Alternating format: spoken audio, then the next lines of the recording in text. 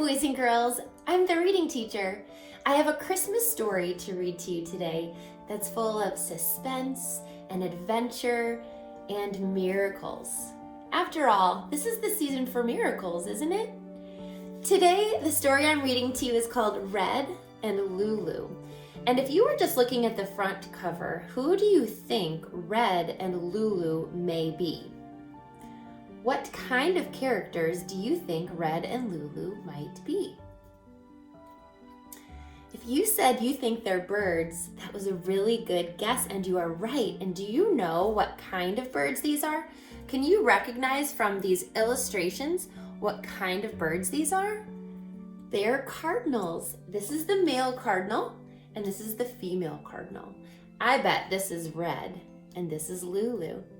Red and Lulu is written and illustrated by Matt Tavares.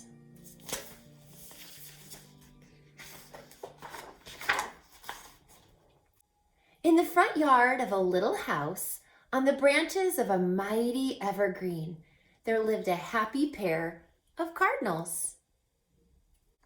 Wow, that really is a mighty evergreen, isn't it? What does the word mighty mean in this sentence? Do you think it means strong in that sentence? They lived in the branches of a mighty evergreen? I think it means big, large.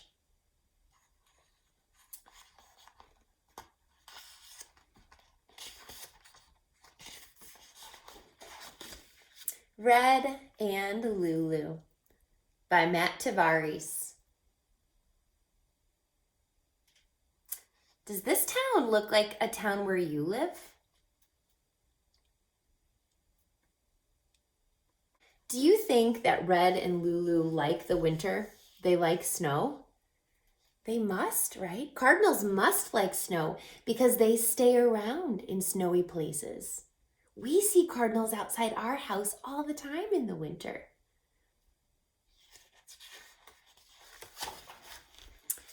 Red and Lulu were happy in their tree. Their nests were always safe in its branches. Its shade kept them cool on hot summer days, and its evergreen needles kept them cozy when autumn winds howled. It was the perfect place to live all year long. And we can see that seasons are changing through these illustrations, can't we? This looks a lot like summer. This looks like fall. But their favorite time of year by far was winter. The family would decorate the tree with lights, and sometimes people would gather near and sing. Oh, Christmas tree, thy leaves are so unchanging. Red and Lulu loved listening to the people sing about their tree. Sometimes they even sang along. Now, this picture, look at how cold it looks. The people in this illustration are all bundled up. It's snowing. But does this picture look cold to you? When I look at this picture, I almost feel cozy.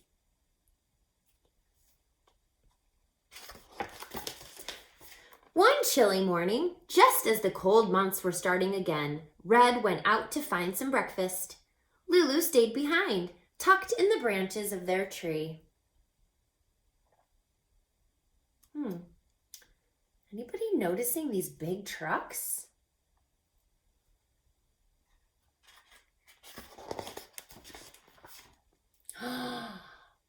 Oh no.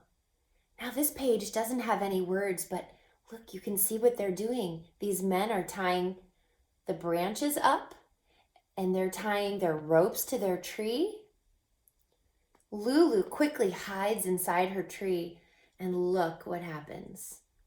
They cut the tree right at the bottom, and they're hoisting it up, and they're going to put it on the bed of this truck. Everyone around this picture looks happy that this tree is being moved. I wonder why they're happy that their tree is being moved. Do you have any idea where this tree could be going? What would somebody want a giant, mighty evergreen tree for? When Red returned, he could not believe what he saw. Their tree had moved. It was on its side, strapped to the back of a big truck. Red could hear the sweet sound of Lulu's song coming from inside the tree. And then the truck drove away. What do you think this little boy is doing right here? And look, you can see their faces a little better. It looks like they're smiling that this tree is on the truck. Why would they be smiling? Red chirped frantically, telling Lulu to stay right where she was, telling her that he would be right there. And look, this little boy is so happy he's jumping off the tree stump. And there it goes. The author says that Red was chirping frantically. Do you know what frantically means? Do you think it's a sweet, come back voice? Or is it, Lulu, where are you? Come back. Yeah, Red is scared. He's never going to see Lulu again, so he doesn't really know what to do. He's just yelling, Lulu, stay where you are. I'll be there. I'll find you. And here they go. They're getting on the highway.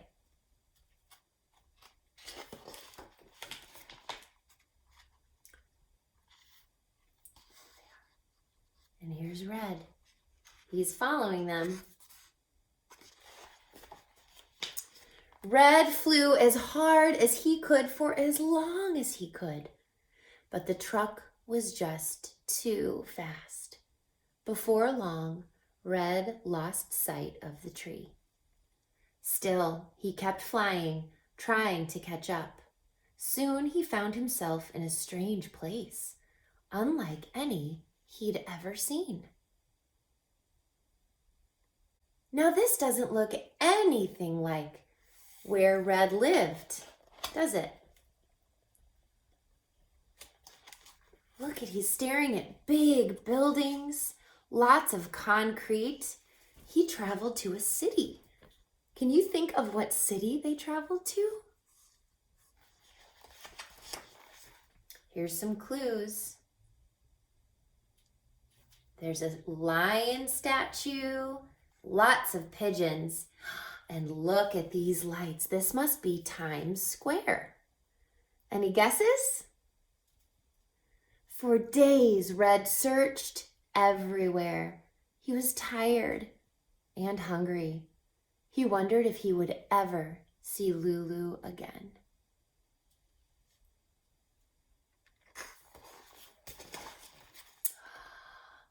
The Empire State Building. New York City.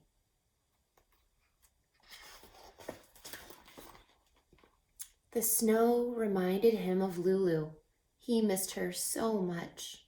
He could almost hear the song they loved. Oh, Christmas tree, thy leaves are so unchanging. Wait. He could hear the song they loved. Red flew toward the sound. Their voices grew louder and louder. Then he turned the corner.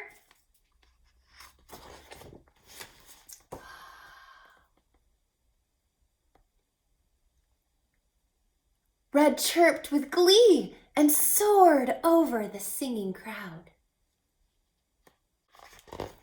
He flew right for their favorite branch. Where is she?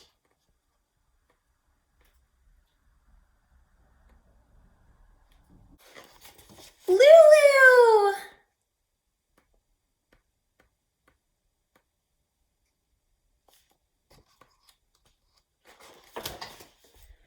Red and Lulu were happy in their tree and watched with pride as hundreds of thousands of people marveled at its beauty. But then, one day, workers came and took their tree away again.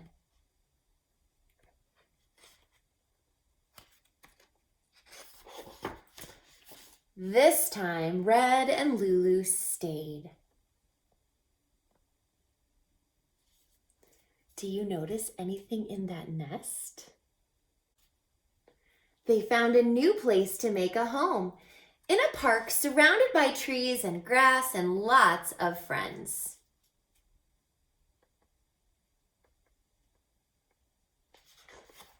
Now, every year when the air turns cold, Red and Lulu take a special trip. And when the crowd comes to sing, they sit together, snuggled close, on a snowy branch and listen. Oh, Christmas tree, thy leaves are so unchanging. Sometimes they even sing along.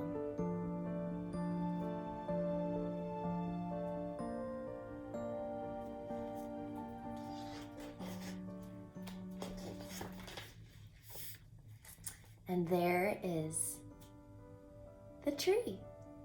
Now, this isn't their tree, is it? This isn't the tree they used to live in the beginning of the story, but every year in New York City, in a place called Rockefeller Center, they have a big Christmas tree. And this story gives a little bit of information and history about the Rockefeller Center Christmas tree. Before there were even any buildings in New York City's Rockefeller Center, there was a tree. On Christmas Eve in 1931, construction workers decorated a 20-foot evergreen with whatever they could find. Strings of cranberries, paper garlands, tin cans, and even foil gum wrappers. Little did they know that they were starting a tradition that would last for 8 decades and beyond. Now, every year, the head gardener at Rockefeller Center searches far and wide for the perfect Christmas tree. The chosen tree is almost always a Norway spruce, a type of tree that is not native to the United States. So it's usually found not in the forest, but in someone's yard where it was planted decades ago. Once on its pedestal, the Rockefeller Center Christmas tree stands as tall as an 8-story building and is decorated with more than 45,000 multicolor lights. The star on top weighs 550 pounds. Every year, on the first Wednesday after Thanksgiving, 200,000 people pack into Rockefeller Center to watch the annual tree lighting ceremony, while millions more watch on television. And every day until the tree is taken down in January, hundreds of thousands of people visit Rockefeller Center to see the world's most famous tree. When the holiday season is over, the Rockefeller Center Christmas tree is donated to Habitat for Humanity, a charitable organization that uses lumber from the tree to build homes for families in need. Oh, I love that. That's amazing. And how neat that now we can go back in the story and see that this tree was kind of scoped out, right? The gardener must have driven around and said, wow, that mighty evergreen, that would be perfect for the tree at Rockefeller Center.